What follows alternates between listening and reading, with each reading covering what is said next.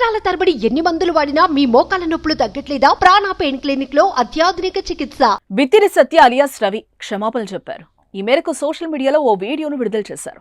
ఇటీవల బిత్తిరి సత్య అలియాస్ రవి భగవద్గీతను బిల్లు గీత అని సంబోధిస్తున్న ఓ వీడియో సోషల్ మీడియాలో చక్కర్లు కొట్టింది. హిందువులు అత్యంత పవిత్రంగా భావించే భగవద్గీతను కించపరిచారని, హిందువుల మనోభావాలను దెబ్బతీశారని రాష్ట్రీయ వానరసేన సభ్యులు సిసిఎస్ పోలీసులకు ఫిర్యాదు చేశారు. దీంతో అతనిపై కేసు కూడా నమోదైంది. భగవద్గీతను అనుకరిస్తూ వ్యంగ్యంగా బిత్తిరి సత్య ఓ వీడియో చేశారు. అందులో భగవద్గీతను బిల్లు గీత అంటూ చేసిన పాత వీడియో ఒకటి సోషల్ మీడియాలో వైరల్ అయింది. దీనిపై నెటిజన్లు మండిపడ్డారు. మరోవైపు హిందూ సంఘాలు సైతం బిత్తిరి సత్యపై తీవ్ర అభ్యంతరం వ్యక్తం చేశాయి. వీడియో హిందువుల మనోభావాలను దెబ్బతీసేలా ఉందంటూ సర్వత్రా ఆగ్రహం వ్యక్తం చేశారు.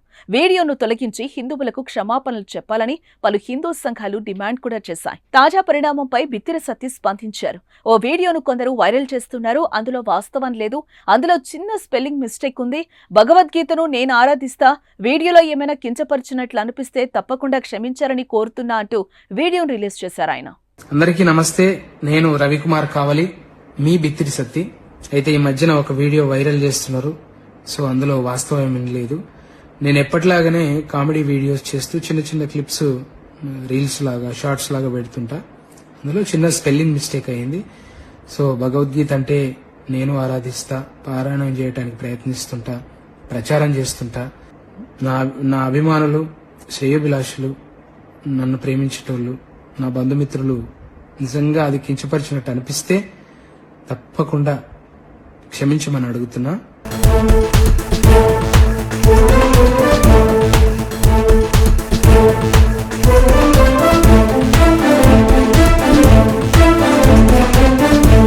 సుమన్ టీవీలో మీ పర్సనల్ అండ్ బిజినెస్ ప్రమోషన్స్ కోసం కింది నెంబర్కి కాంటాక్ట్ చేయండి.